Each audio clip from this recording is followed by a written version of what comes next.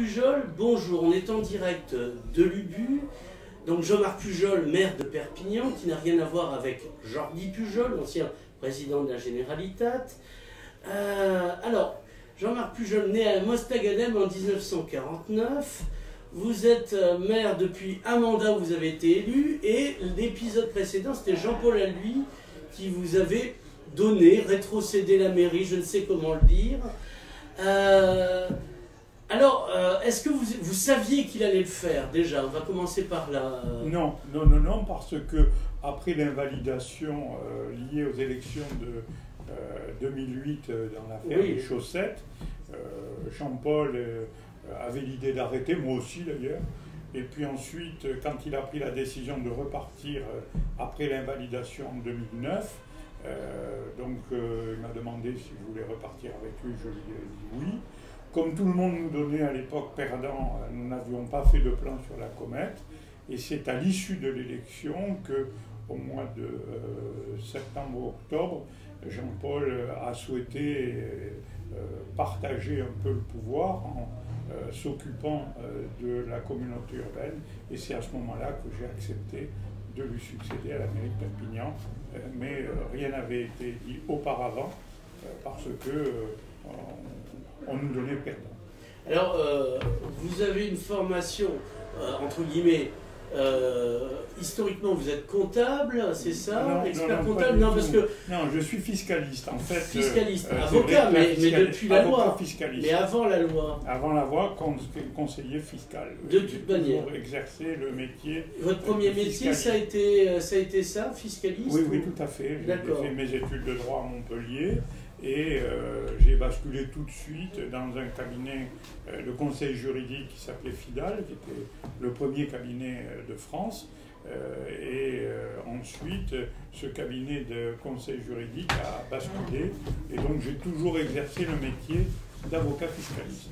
Alors, vous êtes les Républicains.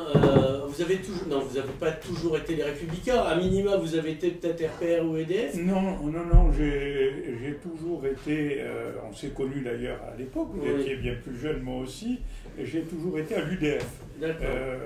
J'ai soutenu Giscard d'Estaing, ensuite à l'UDF, au Parti républicain, et j'ai toujours été au centre droit de l'UDF ou du Parti républicain, et ensuite de l'UMP. Je n'ai jamais été au RPR. D'accord. Alors la question qu'on se pose, c'est pourquoi être de droite et pourquoi vous n'êtes pas un gauchiste échevelé? Est-ce que c'est une question de cheveux? Non, c'est une question de mai 68. C'est une question de mai 68 où je me suis aperçu que beaucoup des gauchistes de l'époque étaient des fils de famille et qu'ils avaient les moyens peut-être d'imaginer la révolution. Moi, à cette époque, je rentrais d'Algérie avec mes parents, nous n'avions pas de situation et donc je savais qu'il fallait travailler pour pouvoir essayer de trouver des solutions, élever une famille. Et donc, je n'ai pas été gauchiste pour ça, je ne venais pas d'une famille richissime. D'accord. Alors, maintenant, est-ce que vous considérez être devenu un bourgeois? Parce que vous avez un peu progressé socialement, il faut le dire. Oui, mais... oui, j'ai pas dit que vous étiez embourgeoisé moralement, ça on en reparlera après, mais est-ce que vous considérez que l'ascenseur républicain, pour vous, a été plus correct et que maintenant, vous n'avez aucune raison de devenir de gauche? Écoutez, l'ascenseur républicain a marché, bien sûr. J'ai été justement élevé à l'école publique, à l'école où l'école publique mettait en avant le mérite. Et je suis un pur produit de l'école publique. Après, le mérite, c'est aux autres de se prononcer là-dessus. Mais toutes mes études ont été faites à l'école publique. Et donc, à partir de là, je défends les valeurs républicaines depuis très très longtemps. Alors après, les situations personnelles font que des évolutions se font. Suis-je devenu un bourgeois? Peut-être pas, parce que je suis beaucoup en rupture sur beaucoup de sujets et c'est vrai que cette particularité aujourd'hui me permet de dire que cette rupture-là, ce sont les valeurs que je porte. Alors, oui, j'ai entendu ça dans une vidéo de mon ami Julien Marion, quand vous aviez dit que vous vous alliez peut-être éventuellement vous représenter, parce qu'en face, le Front National, enfin le Rassemblement National, ou la Route Nationale, je ne sais, vous avez des valeurs. Alors, tout le monde parle des valeurs de la République, à tel point que Marion Maréchal, qu'on ne dit plus Le Pen, a dit vous me saoulez avec vos valeurs. Est-ce que vous pourriez les définir, les canons, si j'ose dire, au sens religieux, de vos valeurs républicaines, pour que ce soit plus clair? C'est très très facile. Mon père, à 17 ans et demi, pouvait rester à la plage à Mostaganem. Il a choisi de s'engager contre les nazis pour la défense de la France. Il est revenu à 22 ans, grand invalide de guerre. Alors vous savez, les valeurs, moi je sais comment on les porte, parce que j'ai eu devant moi toujours quelqu'un qui les a portées. Et aujourd'hui, ces valeurs républicaines, alors à un moment donné, on a expliqué que j'étais anticommuniste. Certes, je l'ai tout arrêté, parce que pour moi, mai 68, ça a peut-être été avant ce qui s'est passé en 56, ça a été Yann Palach, n'est-ce pas? J'ai manifesté pour lui. Donc ça c'est un engagement qui s'est immolé par le feu face aux chars soviétiques. Tout à fait. Donc mon engagement a été celui-ci depuis le début. Et à partir de là, ces valeurs républicaines aujourd'hui, je les engage parce que je considère que ce soit le Rassemblement National ou ex-Front National, ne portent pas les mêmes valeurs que moi. Alors, on a dit, et vous l'avez même confirmé dans une interview, dans une revue au début que vous êtes devenu maire, que vous aviez milité dans un mouvement d'extrême droite. Jamais, jamais. Ça fait partie des légendes qui sont très très amusantes. Je n'ai jamais milité dans un mouvement d'extrême droite. Dans l'OS, non, mais, genre Occident. Non plus. Non plus.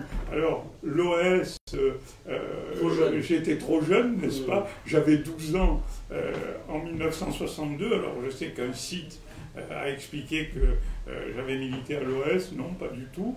Je n'ai pas milité à Occident et dans aucun mouvement d'extrême droite. Mais c'est vrai que la particularité, c'est que quand on est pied noir et que ses parents ont défendu l'Algérie française, on est toujours considéré comme étant d'extrême droite. Mais j'ai toujours milité, bien au contraire. Mon engagement politique, elle a été au parti républicain et avant aux républicains indépendants, puisque mon premier engagement politique, ça a été en 1974 pour l'élection présidentielle de Giscard d'Estaing. Et j'étais auparavant dans un club qui s'appelait Perspective et Réalité, et je n'avais jamais pris auparavant de carte de parti politique, et d'ailleurs j'ai pris une carte de parti politique dans les années 80. Alors j'avais retrouvé sur internet, mais on ne le retrouve plus, une lettre d'association d'algérianistes, on va dire ça comme ça, qui vous remercie pour l'érection, je vais continuer parce que sinon ça peut prêter à confusion, de la stèle du cimetière nord à la division de Gueldre. Tout à fait, tout à fait. Tout à fait. Ça, c'est quand même, c'est pas un vain mot, la division Delta. Ah non, mais je considère justement que les défenseurs de l'Algérie française ont porté justement une idée d'une Algérie française et qu'il me paraissait nécessaire aujourd'hui de faire en sorte, et c'est pour ça que j'étais d'accord pour la stèle, qu'on rappelle leur mémoire. Voilà, ils avaient une idée aussi de l'Algérie française et de la République. Oui, oui, là, aucun problème là-dessus. Mais ces gens ont fait des attentats en France. C'est pas que des attentats. Notamment au cinéma où une môme a perdu les yeux, la môme Renard. Pas uniquement. Vous savez, les attentats, ça a été bien partagé. Moi, mon oncle a été assassiné le 2 mai 1962. Donc je pense qu'on peut peut-être regarder quels ont été les équilibres. Et en ce qui concerne justement les personnes concernées, on a tous oublié qu'ils ont commencé dans la résistance contre les nazis. Voilà. Donc mes positions sont toujours très claires. Non, il fallait l'éclairer. Alors, c'est à 12 ans que vous partez d'Algérie, vous êtes un peu viré, il faut dire ce qui est. Hein. Oui, tout à fait. La question, c'est de votre point de vue, vous avez été viré par le FLN ou par le peuple algérien? On a été vidé par la politique française. Ah, vous en voulez toujours au général de Gaulle? Non, vous savez, le général de Gaulle est venu à Mostaganem, c'est le seul endroit où il a dit « Vive l'Algérie française ». D'accord. Bon, il est venu en expliquant que la France resterait en Algérie, comme François Mitterrand d'ailleurs et autres. Voilà. Donc, bien sûr, je reste convaincu que sur ce sujet-là, il a trompé l'ensemble de la population française d'Algérie. On revient maintenant, parce que bon, on a fait un bond dans le temps, on revient. Donc, vous êtes maire, ça fait 1 mandat et demi, un peu moins, un peu plus, je ne sais plus où on en est, on en discutait. La question c'est, Perpignan, comment vous l'avez trouvé de votre point de vue? Bon, on ne sera pas d'accord, hein, mais... Et où vous l'avez amené, et éventuellement, où vous voudriez l'amener. Voilà, faites-nous perspective et prospective. Prenez un papier, vous avez 4 heures. Non, je plaisante. Moi, j'arrive à Perpignan en 78, donc pour des raisons qui sont liées à un choix professionnel, n'est-ce pas? Et à partir de là, je m'engage uniquement en tant qu'adjoint parce que je voulais privilégier mon activité professionnelle. Vous êtes déjà là sous Paul Alvy, c'est ça ou je me trompe? Oui, oui, à l'époque avec Madame Amiel Donat, Pierre Beck, François Calvé. Il y avait déjà Michel Pinel? Non, il était avant. Ah, d'accord. Il était avant. Et donc, d'un engagement clair qui est d'accompagner une politique pour Perpignan. Je ne me présente à aucune élection. Je reste un adjoint. Uniquement parce que je voulais privilégier mon activité professionnelle et je développe mon activité professionnelle ici. Et donc à partir de là, le choix que je fais, c'est d'accompagner le maire sortant et de ne pas me présenter à toutes les élections qui passaient. Et à partir du moment où j'ai la possibilité de réduire mon activité professionnelle, et que l'opportunité m'est donnée de diriger la ville de Perpignan en 2009, j'arrête mon activité professionnelle en 2010 et donc je deviens maire de Perpignan, président de la communauté urbaine et à partir de là, bien sûr, je ne me présente jamais à aucune autre élection. Alors, pour vous, c'est quoi Perpignan? Comment vous, on va dire, les faiblesses et les forces de cette ville? Alors, les forces de cette ville, c'est une ville d'exilés. Perpignan s'est constitué à travers plusieurs strates récentes, qui étaient celles, bien sûr, des républicains espagnols, qui sont partis de leur pays contre leur volonté, des rapatriés d'Algérie, qui sont partis de leur pays contre leur volonté, et des personnes aujourd'hui qui viennent pour des raisons économiques et qui partent aussi de leur pays contre leur volonté. Et donc, trouver l'équilibre entre ces mémoires d'exil et la trace catalane est un élément... Vous parlez de trace, il y en a si peu. Ah mais oui, je parle de trace parce que quand on regarde la composition aujourd'hui des personnes à Perpignan, on s'aperçoit que les origines sont multiples et donc il faut conserver cette trace catalane. Et donc l'idée est comment on trouve un équilibre pour continuer avec ces exils, avec cette origine, avec cette identité, comment on essaie de trouver le développement pour tous. Alors, ça veut dire quoi économiquement? Parce que économiquement, j'ai raté des épisodes, mais on n'est pas fortiche. On n'est pas fortiche, et justement, il y a deux solutions. La première, c'est mentir et expliquer que le maire va tout faire ou le président de l'agglo.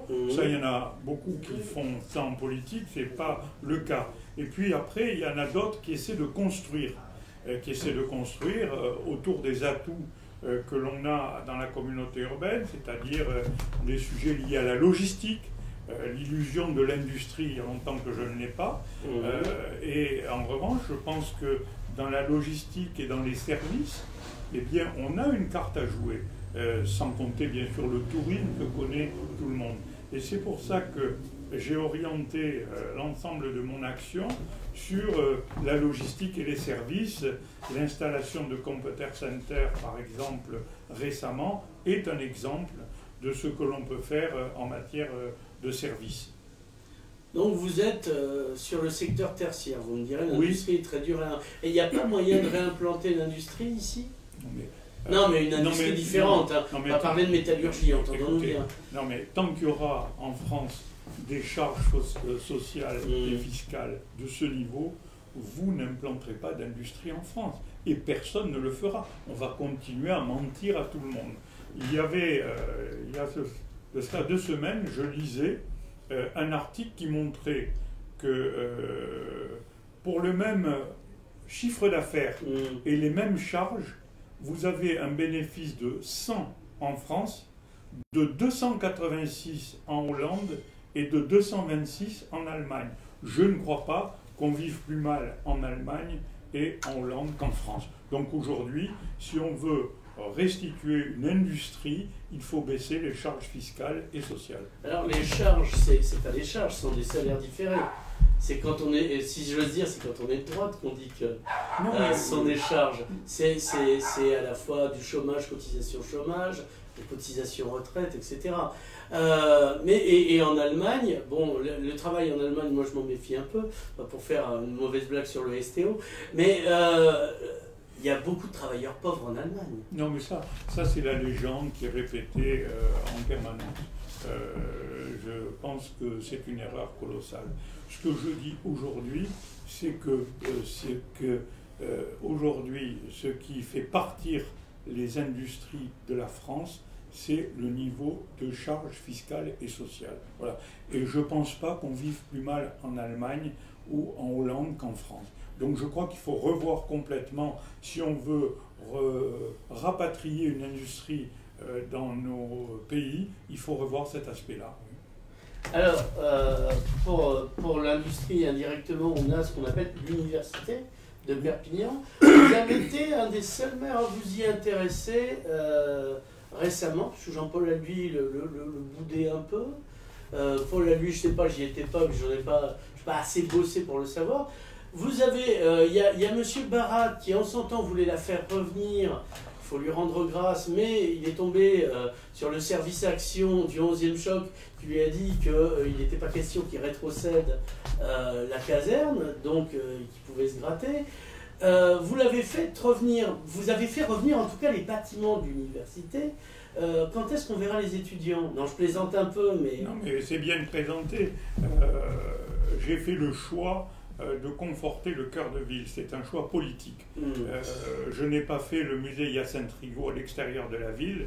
Je n'ai pas fait l'université à l'extérieur de la ville. J'ai parié pour son retour en cœur de ville. Et j'ai investi et je continue à investir pour le compte de l'université. Bien. Il y a déjà 400 à 500 étudiants. Et d'ailleurs, c'est sympa d'être là aujourd'hui puisqu'ils sont à côté et qu'on va les voir passer, sauf s'ils sont en congé. Et puis, je vais continuer puisqu'à terme, nous implanterons la faculté de droit avec 2000 étudiants. Voilà, parce que je considère que dans ma politique, il faut conforter les cœurs de ville comme ils l'ont été à l'époque, puisque l'université existait ici au XIVe et au XVIIe siècle. Donc voilà, c'est une politique de réinvestissement du cœur de ville. C'est le musée Hyacinthe Rigaud, c'est le palais de justice sur place, alors qu'il devait être sur l'extérieur, et c'est la faculté de droit au cœur de ville.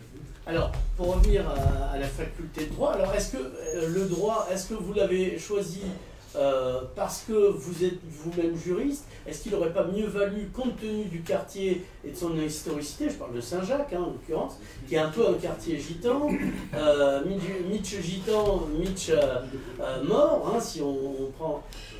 Et n'aurait-il pas fallu, pour l'implantation de l'université, travailler avec les populations, ce qui n'a pas été fait et donc il y a des frictions entre l'université qui a été posée là et le quartier?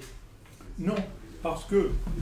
Alors non pour les sociologues par exemple potentiels, et non pour la discussion... Les sociologues vous expliquent toujours pourquoi ça ne marche pas. Il n'y en a pas un seul qui explique pourquoi ça marche. Ce que je veux dire aujourd'hui, c'est que ça a marché pendant des années, parce que la légende de Saint-Jacques, c'est une légende claire, il y a des publications d'ailleurs.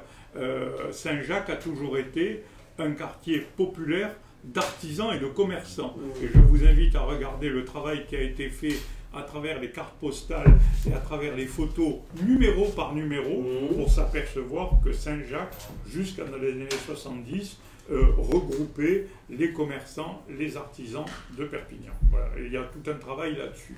Alors aujourd'hui, il y a une population qui est un peu plus bigarrée, n'est-ce pas? Mais je pense qu'apporter dans cet endroit-là la possibilité de se former, les exemples notamment de personnes qui viennent se former avec une population d'étudiants qui ne vient pas uniquement de chez nous. Il y a beaucoup d'étudiants étrangers. Je pense que c'est un symbole fort d'une volonté de trouver des débouchés, de trouver l'enseignement, de trouver l'intelligence. Et il me paraît important de l'avoir installé à cet endroit-là, dans des bâtiments, je le rappelle, pour partie abandonnés complètement, pour partie détruits, et que nous avons réhabilités. Alors, il y a effectivement des bâtiments, comme vous dites, puis il y a des bâtiments qui n'étaient pas abandonnés. Enfin, là, ils ont été abandonnés par la CGT et les protestants, et le théâtre. Alors, vous avez entamé, donc on est juste à côté donc, de la Bourse du Travail, donc vous avez, j'allais dire, viré la CGT, donc vous l'avez déplacée, hein, donc eux aussi sont un peu des exilés à leur tour. Est-ce que c'est par anticommunisme que vous avez choisi ce lieu pour faire gicler la CGT? Une espèce de petit comme ça où je suis propriétaire, j'en profite, allez-y, pour y mettre des étudiants en droit qui sont plutôt de droite. Pas du tout. D'ailleurs, il n'y a pas ni expulsion ni exil. Et j'ai eu le plaisir d'aller saluer la semaine dernière M. Philippe Martinez, le secrétaire général de la CGT, dans les nouveaux locaux que nous avons mis à leur disposition. Et justement, c'est peut-être ma particularité. Ma particularité, c'est d'être un homme de dialogue. Et je fais la distinction entre les idéologies et les hommes. Et que ce soit avec la CGT pour pouvoir y installer dans la Bourse du Travail la bibliothèque de l'université, que ce soit avec les personnes qui habitaient à cet endroit-là, que ce soit avec le temple protestant, nous avons dialogué. Alors ça choque tout le monde parce qu'on dialogue. Et tout cela a été fait en faisant des propositions alternatives de manière à mettre en place à cet endroit-là une bibliothèque universitaire au cœur de Saint-Jacques. Je note d'ailleurs que j'ai répondu positivement à la CGT pour qu'il y ait toujours notamment une salle réservée à l'Institut des hautes études sociales. Voilà ma marque de fabrique, c'est le dialogue avec tout le monde pour aboutir.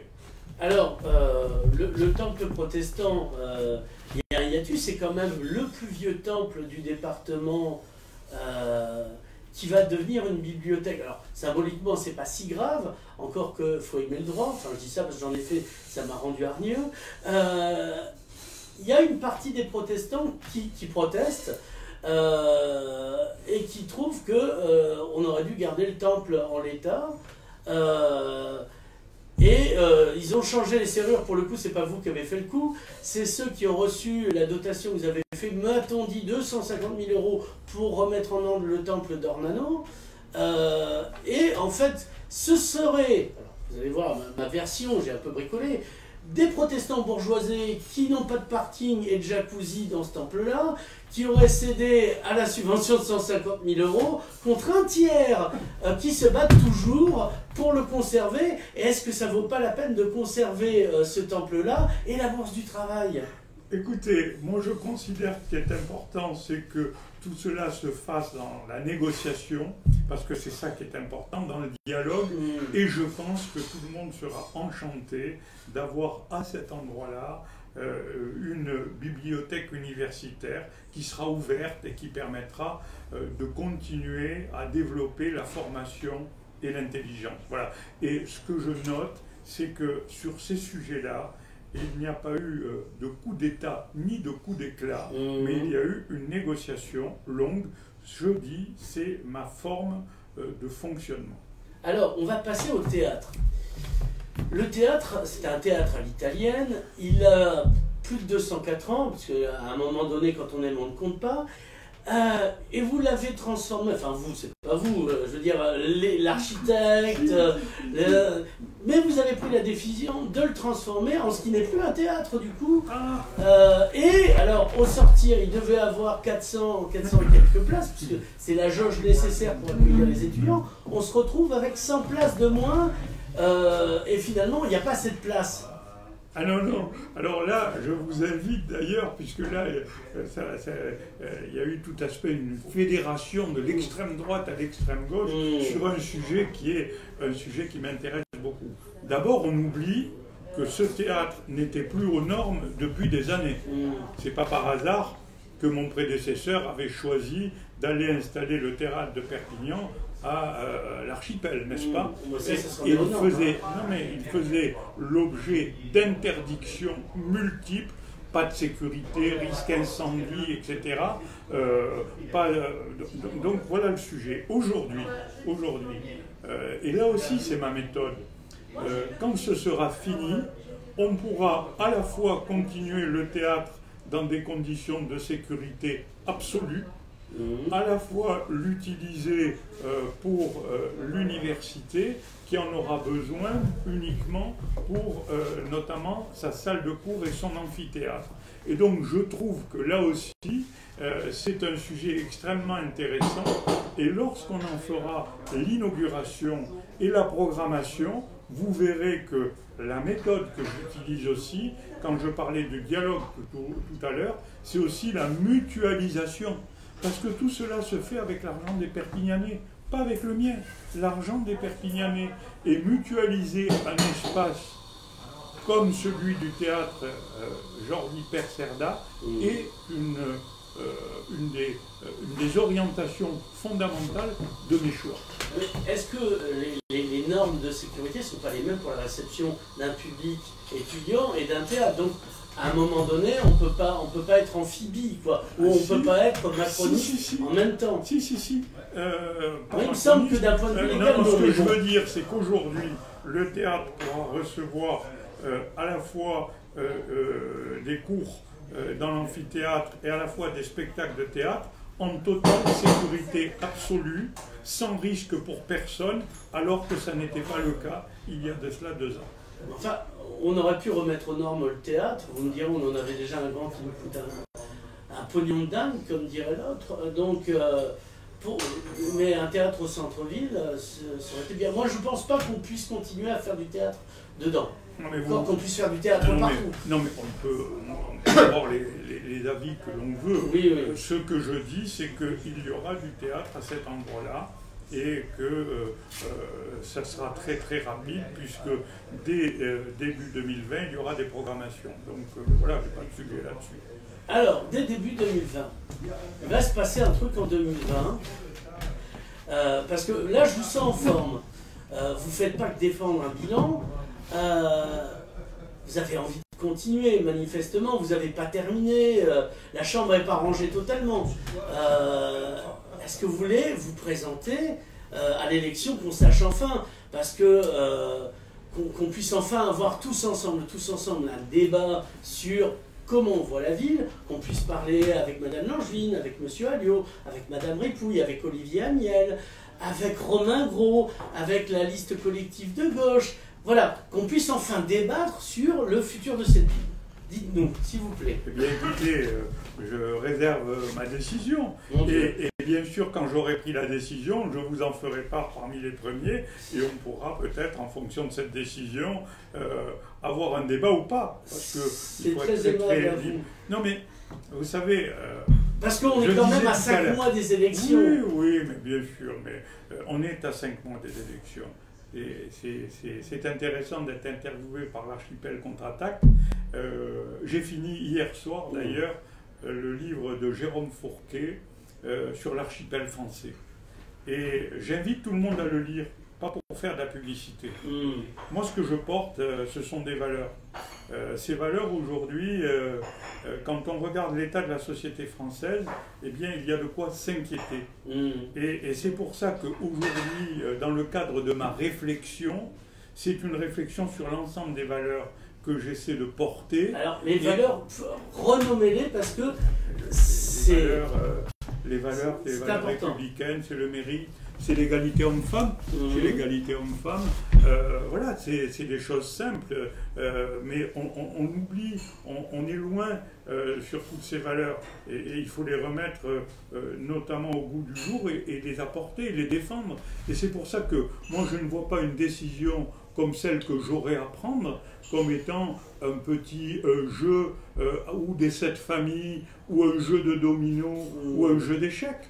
Moi, la question que je me pose et à laquelle je dois répondre, c'est dans quelles conditions peut-on faire en sorte que cette ville continue à se développer, que cette ville continue à être un territoire d'excellence. Voilà, dans quelles conditions. Et quand je répondrai, eh bien, je me poserai la question de avec qui. Et quand j'aurai répondu aux 2 questions, parce que la première j'ai déjà répondu, avec qui, eh bien, je formaliserai ma décision. Alors, donc pour le moment, vous n'êtes pas candidat. Moi, je m'intéresse un peu à cette élection. Vous avez, parmi vos anciens adjoints, 2 candidats. Si vous deviez, parce que je vous fais confiance, si vous deviez m'en recommander un, est-ce que vous me recommanderiez plutôt Romain Grau, qui fut votre premier adjoint, ou Olivier Amiel, qui fut votre adjoint à la ville? Oui, mais vous savez, j'ai pris la décision de ne jamais critiquer. Non, pas critiquer, recommander, justement. De ne jamais critiquer les personnes avec qui j'ai travaillé. Mais faites-moi un portrait, tout du moins. Non, mais voilà. Je suis aujourd'hui sur des valeurs que j'ai portées. Que ce soit M. Gros, que ce soit M. Amiel, ils ont travaillé avec moi pendant des années. Voilà, je dirais de la même manière. C'est un peu court. Non, c'est pas court, parce que je dirais de la même manière que M. Collomb, le maire de Lyon, a dit concernant les 2 élus qui ont travaillé avec lui et qui se présentent contre lui. Ils ont travaillé avec moi, je ne vais pas les critiquer, c'est à eux d'expliquer les raisons qui ont fait qu'ils ne sont pas avec moi. Ça, c'est pour M. Collomb. Moi, en ce qui me concerne, je n'ai pas de sujet là-dessus. Je pense que ce sont des décisions individuelles qui sont tout à fait respectables, mais en ce qui me concerne... Alors, respectable, vous avez quand même retiré les délégations Olivier Amiel. J'ai retiré les délégations Olivier Amiel pour une raison simple, parce qu'on ne peut pas à la fois dire « je suis candidat à l'investiture des Républicains » et si jamais je ne l'ai pas, j'y vais quand même. Il y a des sujets simples, on parlait de valeurs. Il me semble que la loyauté est quelque chose de très simple. On l'a oublié, c'est devenu à la mode. Voilà, moi ça ne me choque pas. Mais on ne peut pas être à la fois à demander une investiture et dire si je ne l'ai pas, j'irai en face. Voilà, c'est les choses simples. On lui dira. Oui, pas de problème, mais je lui ai dit, parce que après, j'ai des dialogues avec Olivier que j'aime bien. Voilà, après, il y a des choix individuels, ils font aussi leurs choix personnels. Et M. Romain Grau, il ne vous manque pas maintenant qu'il est député? Parce que c'était, est-ce qu'il était un bon premier adjoint? Alors, M. Romain Grau, j'ai tout fait pour qu'il soit conseiller départemental, il a été élu. J'ai encore en mémoire que je suis allé à Paris à la Commission nationale d'investiture des Républicains pour défendre sa candidature, puisqu'il souhaitait être candidat pour les Républicains. Voilà, donc voilà, après il y a eu cette opportunité de l'élection présidentielle et de M. Macron. Il a saisi cette opportunité, voilà, d'une manière... Quand on saisit une opportunité, est-ce que c'est parce qu'on est opportuniste? Non, mais je ne le sais pas. Je dis qu'il a saisi une opportunité compte tenu de sa proximité avec M. Macron. Ce que je sais, moi, c'est que j'ai toujours été très clair avec lui. Je l'ai soutenu aux élections départementales et je suis allé défendre son investiture aux Républicains à Paris. Voilà, c'est tout. Alors, dans les épisodes précédents, vous étiez macro-compatible, vous nous avez dit ça, vous étiez avec M. Estrosi de la France Audacieuse, et puis vous avez été gilet jaune, enfin, c'est une manière de parler, puisque on vous a fait enfiler un gilet jaune, il y a une belle photo de Julien Marion. C'est le gars qui a appelé en même temps que j'étais en interview, donc il se fout un peu de ma gueule, il le fait exprès. Vous avez pris le micro, etc. Est-ce que c'est pas, même s'il y a du jaune, c'est compliqué d'être simultanément spontanément macro-compatible et... non. Non, alors comment? Alors, je vous explique. Quand M. Macron réforme le pays, je suis avec lui. Et d'ailleurs, j'ai signé avec le Premier ministre, parmi les 14 premiers maires de France, le contrat de Cahors, parce que je considérais qu'il fallait travailler sur les dépenses publiques. Je n'ai pas de sujet là-dessus.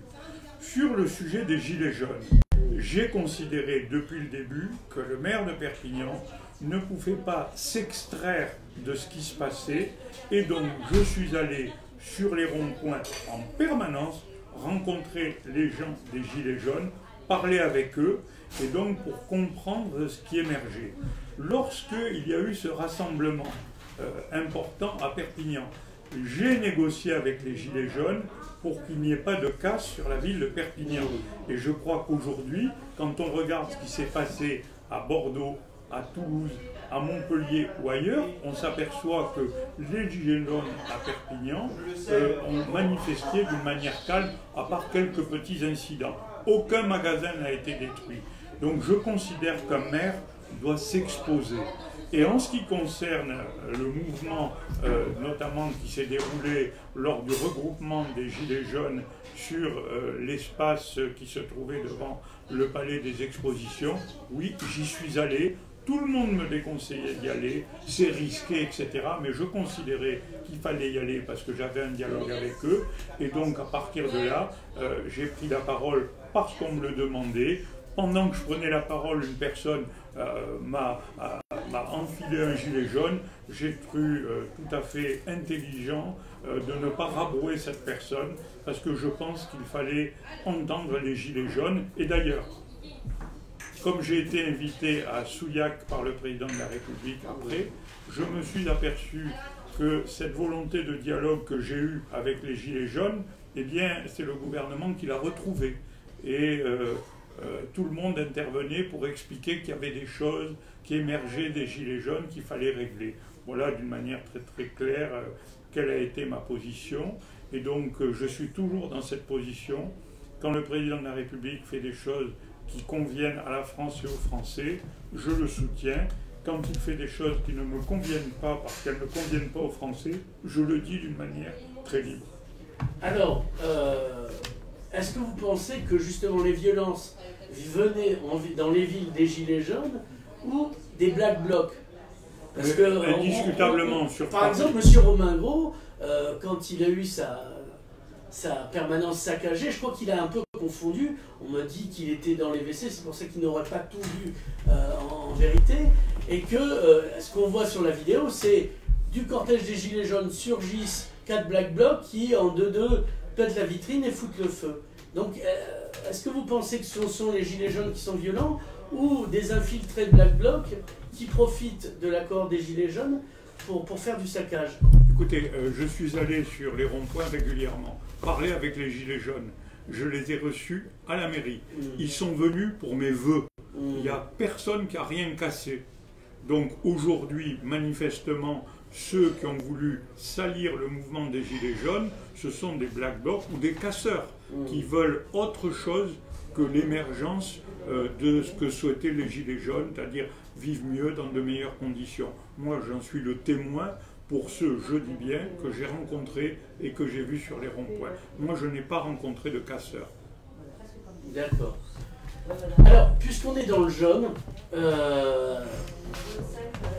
votre relation à la Catalogne, alors, on ne va pas parler de symbolique, c'est-à-dire qu'il ne me semble pas, après je peux me tromper,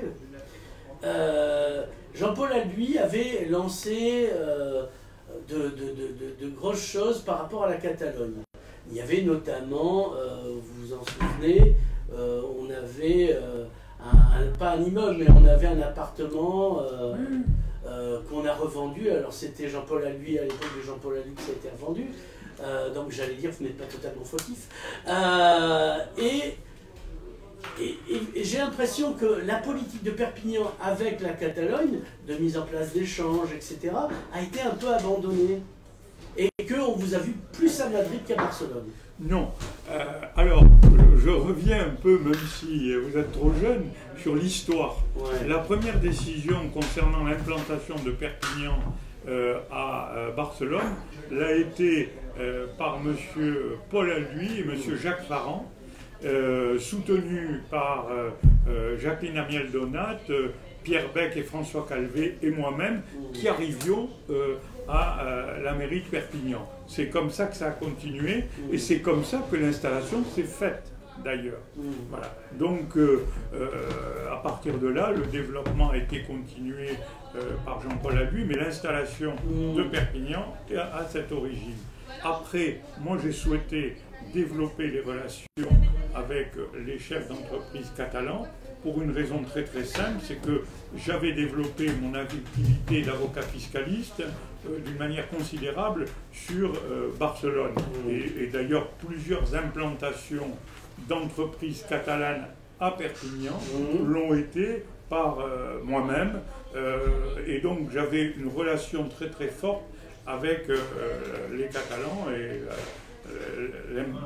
l'implication catalane. Et j'ai continué. Alors, juste une observation. L'unité qui s'était créée à Barcelone n'a pas été revendue. L'unité immobilière existe toujours. Oui. Elle est à la vente, mais elle n'a pas été encore revendue. Ah d'accord. Je voulais vous le dire. C'est les personnels qui ont été rapatriés. D'accord, monsieur Aigret, qui est maintenant chef du protocole. Voilà, exactement. Voilà. À la Fédération. Par mon prédécesseur. Et moi, j'ai continué d'une manière très très claire, puisque mes origines sont catalanes des quatre côtés, bien sûr. Du côté des Pujol, mais mon arrière-grand-mère s'appelait aussi Pujol. Voilà.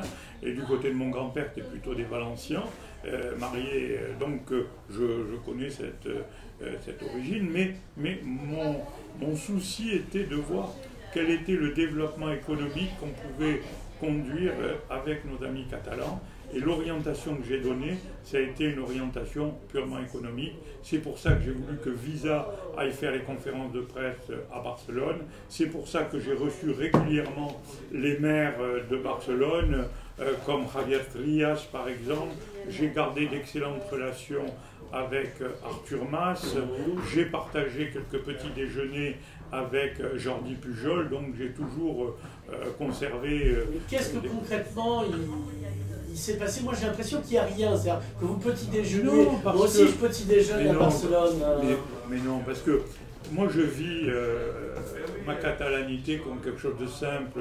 Mais mon grand-père était à Torroella de Montgrí, je suis à Puerto de la Selva, j'ai pas besoin de sortir en permanence. Non mais vous d'accord à titre personnel, mais je veux dire la ville a une puissance de feu supérieure, est-ce qu'il y a beaucoup de... Lien économique. Comment on aide les entreprises catalanes à venir s'installer? Comment je me bats pour... Vous avez des entreprises catalanes qui sont installées? Non, je pose la question. Oui, bien sûr. Est-ce que vous pouvez les nommer? Mais bien sûr.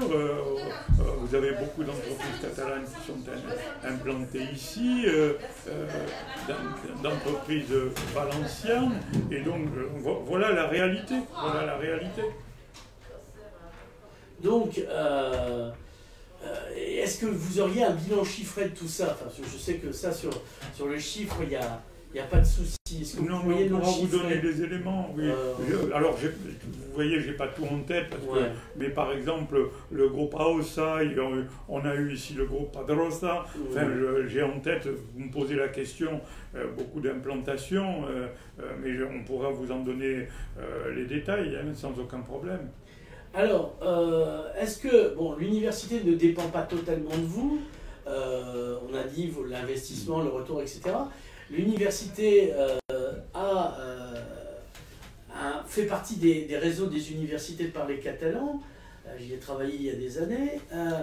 Est-ce qu'à votre avis, donc l'Institut Joan Luis Vives, pour ne pas le nommer, est-ce que vous pensez que c'est optimisé et qu'il n'y aurait pas un moyen de travailler conjointement entre mairie, université de Perpignan pour ce réseau Joan Luis Vives? Non. Alors, moi je ne sais pas, c'est pas un problème de réseau. Aujourd'hui, je crois que tout cela est dépassé. Tout cela est dépassé. Aujourd'hui, je connais des jeunes Perpignanais qui font des études à Barcelone, Gérone ou Vic. Aujourd'hui, ce que je recherche, moi, c'est l'ouverture. Et aujourd'hui, la réalité, c'est que, je le dis bien, c'est devenu quelque chose qui est en train de se construire à travers de la jeunesse et à travers de leur formation.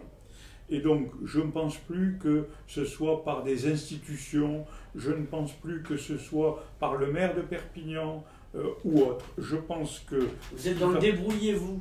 Vous êtes un libéral. Non, c'est pas de ça. Non, c'est une question. Je suis un libéral d'une manière économique. Oui. C'est pour ça que ça marche d'ailleurs. Parce que des kinésithérapeutes, des médecins qui exercent aujourd'hui à Perpignan et qui ont été formés à Barcelone, il y en a beaucoup. Sauf qu'on ne le dit pas. Et donc je pense que la société elle-même est plus à même de se former, de tisser des liens que les collectivités ou que l'aspect formel et réglementaire. Voilà ce que je pense. Et donc, ce qui me paraît important, c'est comment on fait en sorte d'aider et de faciliter ces transitions ou ces transmissions. Vous ne croyez pas au plan, je pense au plan de général de Gaulle et pas au Gosplan léninien. Non, mais je ne crois pas du tout. Pourquoi? Mais parce que le plan, sur le temps long, c'est pas compliqué de naviguer à vue comme ça? Pas du tout, parce que je fais confiance à l'initiative individuelle. Il n'y a pas eu de plan aux États-Unis pour investir et pour trouver Internet. Le New Deal, oui, mais nous on a fait des plans qui nous ont amené à 2000 milliards de dettes. On vous explique. C'est la loi Rothschild qui, sur les banques de 73. Moi je pense, le plan, ça a marché nulle part. Même les soviétiques l'ont abandonné. Et même les Chinois aujourd'hui l'ont abandonné.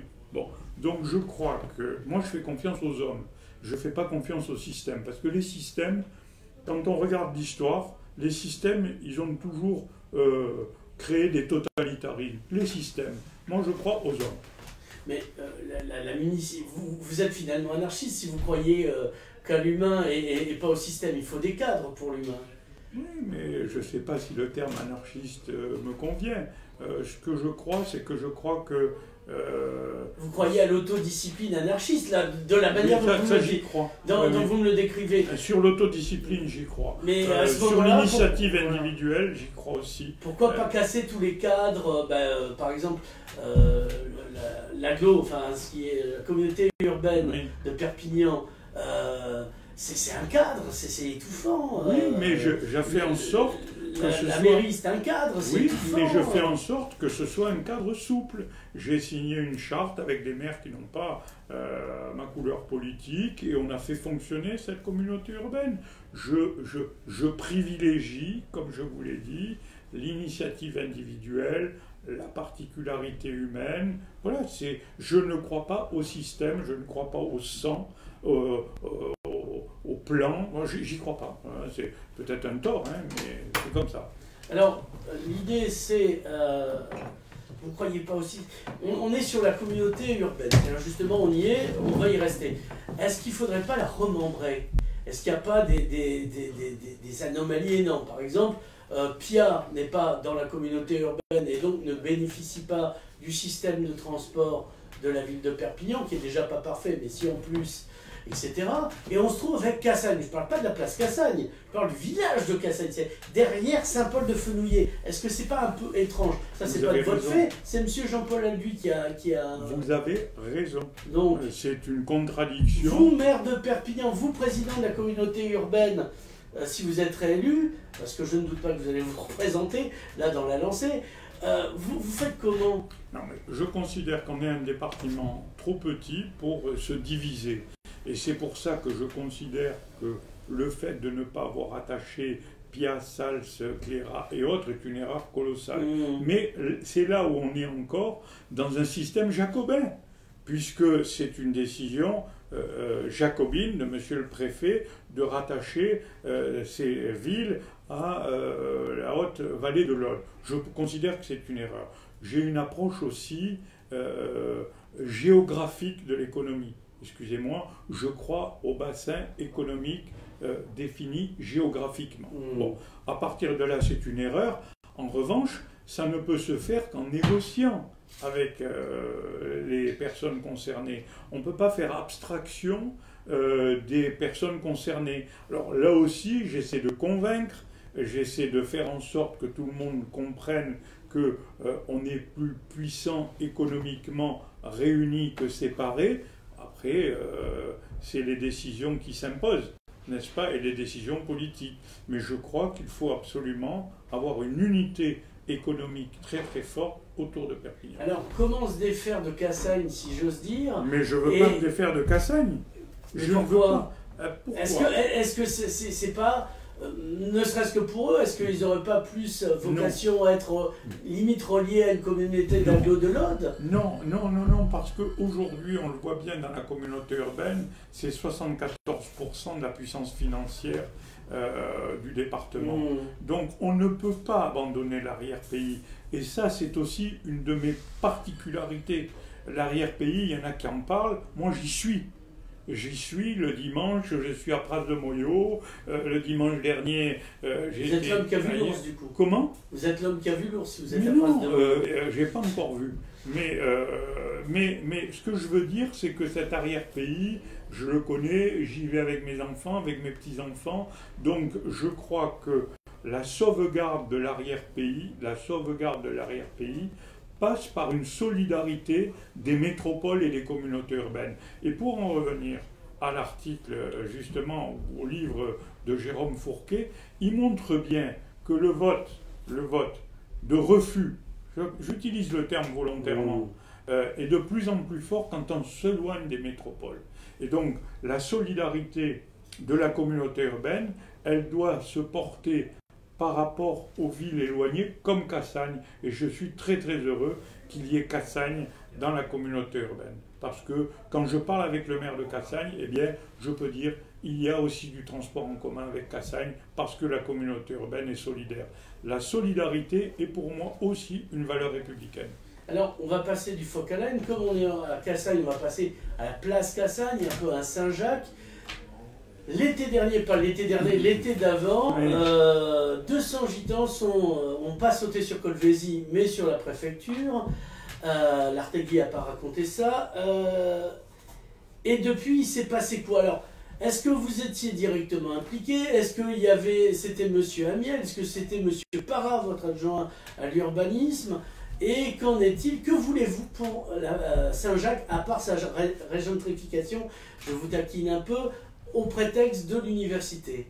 Alors, je veux faire en sorte que dans ce quartier où 40% des logements sont vacants ou insalubres, on ramène des logements de qualité pour les personnes qui se trouvent à cet endroit. On les fait tomber ou on les... Non, on réhabilite quand on peut réhabiliter. Quand on peut reconstruire, on reconstruit. Là aussi, c'est une approche pragmatique. Le constat, c'est qu'aujourd'hui, c'est 40% de logements vacants et insalubres. C'est le constat aujourd'hui. À partir de là, j'ai obtenu, dans le cadre du plan national de rénovation urbaine, que ce soit identifié comme un enjeu national. Et j'ai obtenu des services de l'État, mais pas seulement, de l'Office public HLM et de la ville de Perpignan et des collectivités, un investissement de 130 millions d'euros dans cet endroit en difficulté. Et donc à partir de là, j'essaie de mener ce combat pour les habitants de la place Cassagne et de Cassagne, parce que j'ai obtenu aussi du plan national de rénovation urbaine le relogement des personnes et des publics qui s'y trouvent sur place. Parce que la règle du PNRU, c'est justement quand on détruit de ne pas reloger sur place. Et donc aujourd'hui, les projets que je porte sont des projets de réhabilitation ou de reconstruction sur l'îlot concerné, parce qu'il est déjà pour partie détruit et dans une deuxième partie en voie d'effondrement, de manière à créer des logements décents pour les habitants. Alors, on a, place Cassagne, toujours un commissariat avec un immeuble, l'immeuble Bétriu. Oui. Il avait été envisagé de le faire tomber en espérant qu'on fasse sortir les policiers avant. Derrière cet immeuble, il y a un trafic de drogue assez incroyable. Je crois même qu'on peut avoir sa carte de membre, de sa carte premium, etc. Puis avec des petits cadeaux en plus. C'est pas tout à fait de votre fait, il y a aussi un niveau national. Comment on purge, parce que, enfin, à moins que vous considériez que finalement, après tout, si c'est du commerce, ça va. Comment on purge cet endroit? Alors, le commissariat, il est fermé. Donc, il n'y a plus personne.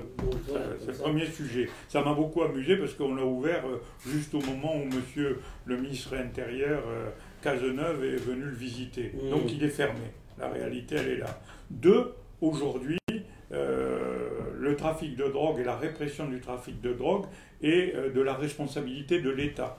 Voilà, de l'État. Il faut savoir que je milite parce que la police municipale de Perpignan est une police qui est la plus importante de France, mais je milite pour que l'habilitation officier de police judiciaire soit donnée à des membres de la police municipale de Perpignan qui, avant que je ne les recrute, l'avaient. Bon, donc aujourd'hui, le service est clair, c'est le service de l'État qui doit lutter contre ce fléau qui est la drogue. Et en ce qui me concerne, lorsque monsieur le préfet me demande de mobiliser mes équipes pour l'assister dans des opérations qui soient des opérations justement pour réprimer le trafic de drogue, je mets à la disposition les policiers municipaux de la ville de Perpignan. Alors, la place Cassagne, avant, était différente, je m'entends. Fut un temps, parce que j'y ai vécu, en tout cas à 2 pas, il y avait des baraques. Et vous êtes arrivé, il y avait M. Albuy qui avait demandé à M. Cabane, il y a un jeu de mots très drôle qui va arriver, vous êtes prêts à l'attraper, M. Cabane qui avait refait la vision de la place Cassagne avec des baraques.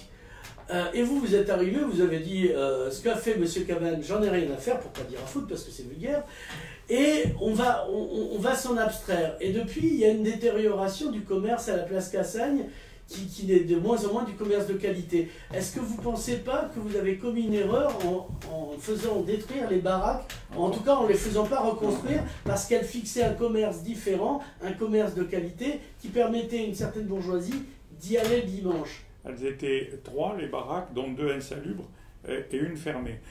Voilà quelle était la réalité. Oui, mais les refaire. Et après, rien n'empêchait justement de développer ces commerces sur la périphérie, c'est ce qui s'est passé.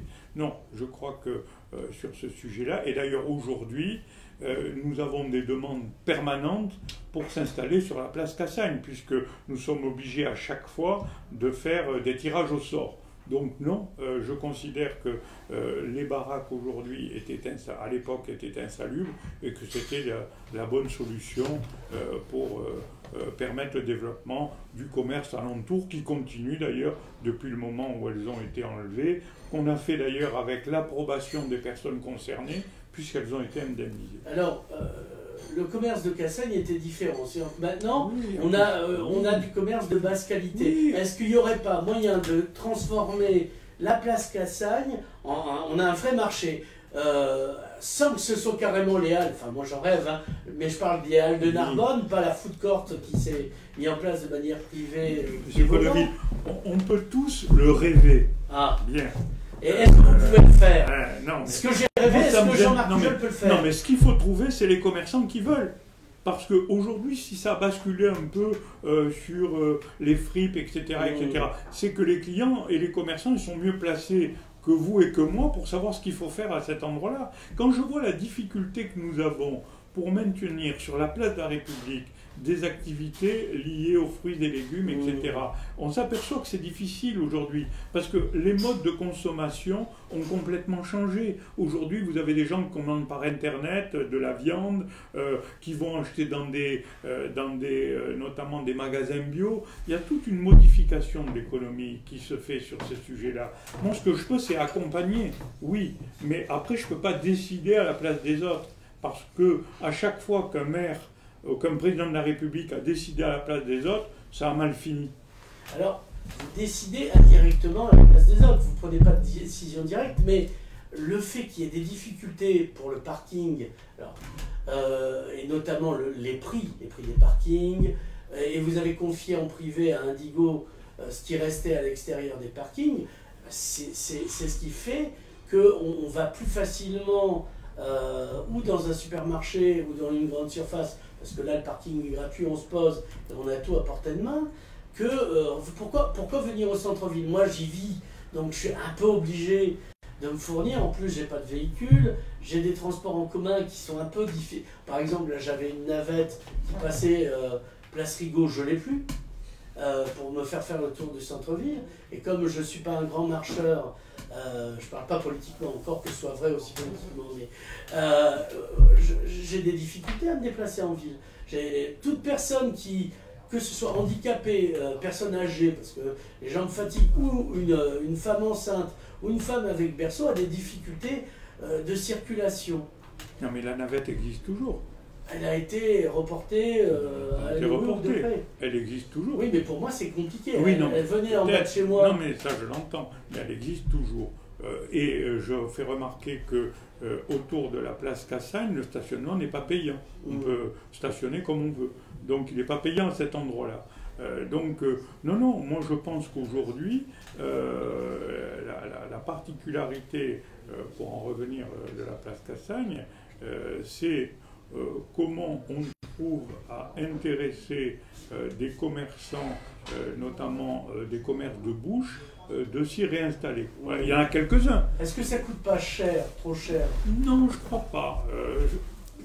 Mon opinion, vraiment sur ce sujet, c'est qu'il y a des modes de consommation différents. Je discutais dernièrement avec quelqu'un qui me disait c'est un éleveur. Je parlais avec un éleveur. Et il me disait, mais vous savez, je vends par Internet. Un éleveur des Hauts-Cantons. Je vends par Internet. Et je peux vous livrer à tel endroit si vous le souhaitez, etc. Donc je pense que les modes de consommation ont changé et les modes de commerce sont en train de changer aussi. Je crois que c'est ça le sujet. Et mon idée, c'est comment j'essaie d'accompagner des endroits, comme vous me le disiez, sur la place Cassagne ou autre. Voilà un peu comment je peux les accompagner. Je n'ai pas la solution miracle, sincèrement, mais je dis comment je peux. Vous ne voyez pas un grand marché place Cassagne? Mais avec une halle. S'il y a des gens, oui. Si on a des commerçants qui veulent le faire, oui. En l'état, ils ne vont pas vouloir. Non mais... en l'état de la place Cassagne, ils ne vont pas vouloir. Regardez comment se développent certains endroits de la ville de Perpignan. Ils ne se développent pas parce que c'est le maire qui a décidé. Alors, quel endroit Les Halles. Ils se développent parce que des acteurs économiques l'ont décidé. À chaque fois que ce sont des politiques qui ont décidé de faire quelque chose, ils ont fait des catastrophes. Moi, je crois à l'initiative individuelle et aux acteurs économiques. Vous nous l'avez dit, ça, vous êtes libéral. Je veux dire, il n'y a pas... Je suis un libéral. Des fois, on me dit que je suis libertaire, même. C'est pas la même chose. Non, c'est encore que au sens américain. Encore que. Libertarienne, on va dire. Oui, ça m'intéresse. Alors, moi j'ai plein de choses. Alors, là, entre nous, je dois déjeuner avec mon petit-fils. D'accord. On va deux dernières questions, ça me semblait important. Il y a beaucoup d'arbres qui ont été coupés. Vous avez notamment rasé, entre guillemets, le jardin de la Dicdorie avec 200 espèces de plantes. Pas vous, tout seul. Et puis maintenant, on a un grand espace bétonné. Et puis, c'était marrant, enfin pas du tout. On a eu 31 degrés la nuit la plus chaude de France, à 2 h du matin. Je revenais de mer où il faisait aussi chaud, mais en ville encore plus. Est-ce qu'il n'y aurait pas moyen de remettre des arbres et des fontaines et des bancs pour... Monsieur Conneville, un scoop. Oui. Nous plantons plus d'arbres que nous en arrachons. Les arbres que nous arrachons à la ville de Perpignan, c'est pour des raisons uniquement sanitaires, sans aucune autre raison, avec une expertise à chaque fois, et on en replante encore plus. Et d'ailleurs, dans la Dicdorie, vous revoyez, alors les plantations, elles se font maintenant, il ne faut pas l'oublier, mais vous verrez qu'on a replanté le square Birakeim en totalité, on continue sur la plage Juan Queirol, on va continuer sur la place qui se trouve à côté de la FNAC, où on va faire une place plantée. Au contraire, aujourd'hui, la politique que je mène, c'est qu'on plante bien plus de choses que l'on en arrache, pour des raisons qui sont doubles. Un, on a un vrai problème sur les palmiers et la maladie des palmiers. Et donc j'ai demandé à chaque fois que nous sommes contraints à dessoucher ou enlever un palmier pour des raisons de prolifération, eh bien je demande à mes services de faire d'autres plantations d'arbres qui permettent de se développer plus rapidement, parce qu'en ville aussi c'est compliqué de développer les arbres. Mais on va étendre le square Birakeim, on l'a fait. on est en train de travailler sur l'extension du parc Mayol. Non, non, non, on plante, et je vous donnerai les chiffres, on plante bien plus d'arbres qu'on en enlève. Alors, par rapport aux arbres, on est un peu dans Schumpeter. Vous connaissez Alois Schumpeter. Oui. On est dans ce qu'on appelle la destruction créatrice. Et simultanément, on est dans Gramsci. C'est-à-dire qu'entre deux, on manque d'oxygène. Vous avez coupé des très grands arbres, hein, notamment au Palais des Congrès, et vous nous plantez des arbres qui tiennent à peine, notamment du côté de la concession Mercedes. Attention, vous avez parlé de Gramsci, je lisais que c'est un des auteurs favoris de M. Salvini dans son interview sur Le Point, n'est-ce pas? Et de Mario Maréchal, un communiste enfermé devient... Non, mais c'est vous qui en avez parlé. Oui. Alors, non, ce qui est vrai, c'est que pour qu'il puisse s'enraciner, on ne peut pas planter de grands sujets. Et ça nous pose un problème. Ça, c'est vrai, et c'est pour ça que je demande qu'on travaille beaucoup sur une végétation arbustive aussi. Mais on essaie de maintenir les sujets en plein développement, et c'est vrai ce que vous dites, quand souvent on enlève un arbre un peu puissant, on est obligé de planter un arbre un peu plus jeune. Mais après, on a un autre problème. Vous voyez, hier matin, j'étais sur la rue Douaneau, où un arbre s'est abattu sur une voiture. Donc la difficulté qu'on a avec les arbres de haute futée, elles sont quand même là. Mais j'entends ce que vous dites. C'était un arbre déséquilibré, sûrement. Je ne sais pas. Qu'est-ce que je veux dire? Oui, alors, dernière question. On est à la 4G, ce qui est bien pratique, ce qui nous permet d'être en direct. La 5G, compte tenu... vous en pensez quoi? Il paraît que ça tue les oiseaux, que ça donne des cancers. Vous, la 5G, vous êtes prêt à l'installer ou quoi? Ça fait l'objet d'un amusement extraordinaire sur la 5G, parce que chacun sait que Huawei est en avance sur ces sujets-là, et qu'il y a des sujets de fond, puisque M. Trump veut l'interdire sur la 5G. Et ça me permet de finir par une note d'humour, M. Cotteville, parce que je sais que vous aimez beaucoup l'humour.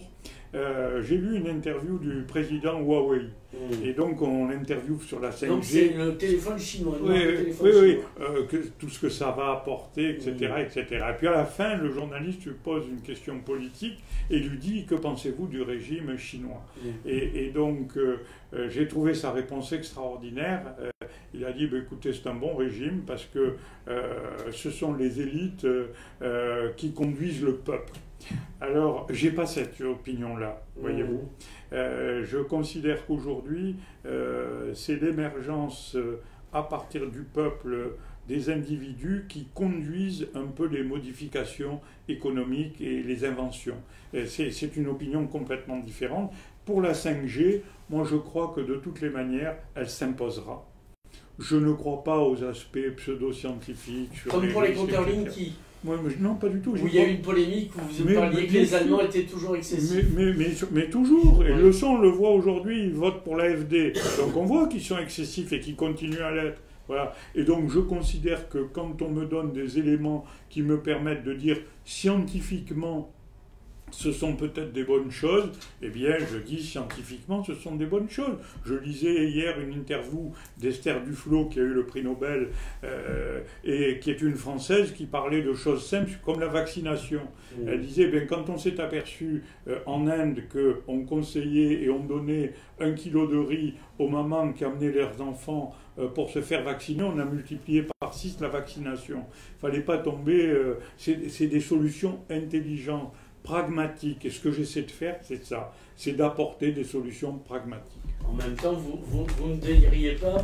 Moi, ce que j'essaie de faire, c'est de trouver des solutions qui ne marchent pas et totalement archaïques. Non, mais des solutions qui ne marchent pas, il y a tellement d'élus qui les proposent et qui, de toutes les manières, ne les assument pas que je n'ai pas envie. Monsieur Pujol, merci. On apprendra peut-être que vous serez candidat. Moi, je parierai quand même que si. Bon, écoutez, on fera le pari ensemble. Voilà.